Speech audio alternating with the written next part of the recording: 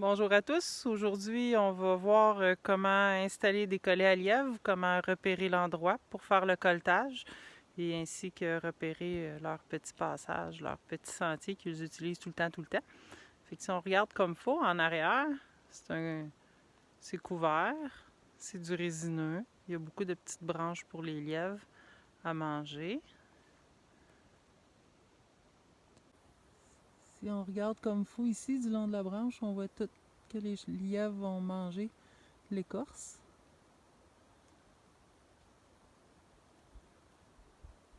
C'est un excellent signe d'habitat du lièvre qui vit sur 1 km², pas plus que ça. Il va changer d'endroit seulement s'il n'y a pas de nourriture. Sinon, il vit dans un très très petit territoire. Go. Pour la longueur de fil de laiton qu'on utilise, moi j'aime bien prendre à peu près la distance entre mes deux bras. Si on peut en prendre plus ou moins long, tout dépendant de l'arbre sur lequel on va fixer notre collet. Maintenant, on va voir comment on fait un collet. C'est pas compliqué. Moi, j'aime bien travailler avec une petite branche. On fait une loupe. Ensuite, après la loupe, on fait 3 petits tours. C'est important de garder un bon serré. Moi, je m'aide de mon petit morceau de bois pour faire mes tours. Je trouve que ça fait plus des tours égales. Je suis pris. Après ça, je brise mon morceau de bois et je récupère ce que j'ai besoin. Là, le restant, on peut soit le couper, soit juste tout simplement le tourner. J'aime bien le couper parce que ça va moins paraître quand on installe notre piège. Là, pour les besoins de la caméra, je vais juste le tourner parce que ça va être plus long de sortir mes pinces. Bon, ensuite, on suit le tournant naturel du fil de laiton. On l'utilise. Il est passé dedans. J'aime bien, pour garder le rond, moi, c'est de passer mon poing à l'intérieur. Quand le poing passe, il ne faut pas qu'il soit trop serré dessus non plus, pas trop lousse. Le poing, c'est une très bonne grandeur. Après, ce que je fais juste y donner un petit pliant ici. Comme ça va l'aider à garder son rond. Ici, on peut vraiment le mettre rond, rond, rond. Puis là, on choisit un endroit. Comme vous avez vu tantôt, il y a une belle trail. Puis là, on essaie de ne pas passer dans la trail, dans le petit sentier. Puis on regarde ici, c'est naturellement, il passe entre les deux, l'arbre et la petite branche ici. Fait que moi, je vais venir l'installer ici comme ça pour espérer qu'il passe dans sa trail habituelle parce qu'ils ont pas mal tout le temps le même chemin. Fait que je vais l'installer là. Moi, j'ai fait, comme je vous ai dit tantôt, la grosseur de mon poing pour le rond. Puis je mets à peu près la grosseur de mon poing du sol aller à la base de mon collet. Fait que là, je vais venir le fixer.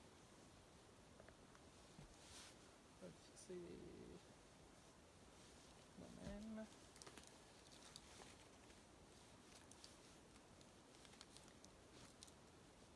C'est important de le fixer quand même assez solide.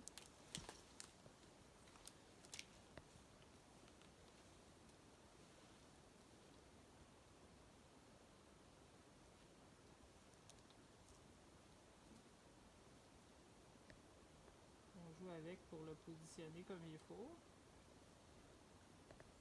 C'est ça qui est le plus compliqué, je pense, dans toute la technique. Là, je vais juste finir de me rattacher, puis on va le replacer comme il faut après.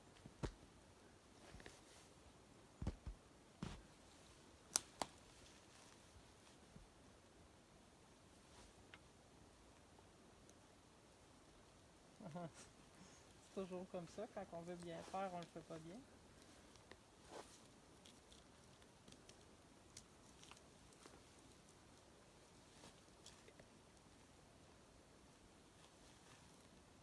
On est proche de quelque chose. Puis là, on casse des petites branches à l'entour.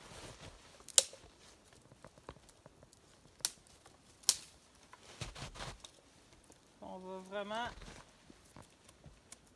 y faire comme une petite barricade pour que le lièvre n'ait pas de choix que de passer par là. Ici. Je vais même en mettre ici un peu. Et ce que j'aime bien faire, on en met même une là, en dessous.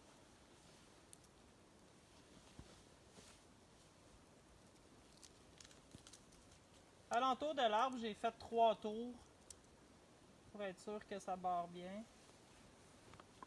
On pourrait même, si on veut, exagérer encore un peu.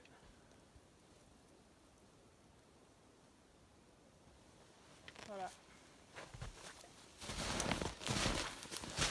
Il reste juste à attendre que quelqu'un passe. Habituellement, on vient vérifier ça à tous les jours parce que c'est pas tellement grave si l'animal passe quelques heures au froid, voire une journée, mais à condition qu'il fasse très froid. S'il fait plus 4, plus 5, je vous suggère pas de faire ça. C'est préférable d'aller enlever vos collets ou au moins de les rabattre de la côté sur l'arbre pour pouvoir les réinstaller une autre journée. C'est tout! Merci! En terminant, le coltage du lièvre, il faut quand même avoir une certaine vigilance. Le lièvre peut être porteur d'une certaine maladie qui s'appelle la tularemie. Cette maladie-là peut s'attraper par inhalation, par ingestion ou par contact avec la peau. Par inhalation, ça peut causer des symptômes de pneumonie. Par ingestion, on peut avoir la gorge enflée, des problèmes gastro-intestinaux. Et puis par le contact de la peau, ça fait des ulcères sur la peau. C'est quand même pas le fun comme maladie. La façon de s'en préserver, c'est de mettre gants, lunettes, masque au moment de l'éviscération, du dépiotage du lièvre. On peut aussi, c'est ça, gants, lunettes et masque. On peut aussi mouiller la peau du lièvre avant de l'éviscérer. Ça va empêcher les petites poussières volatiles de revoler.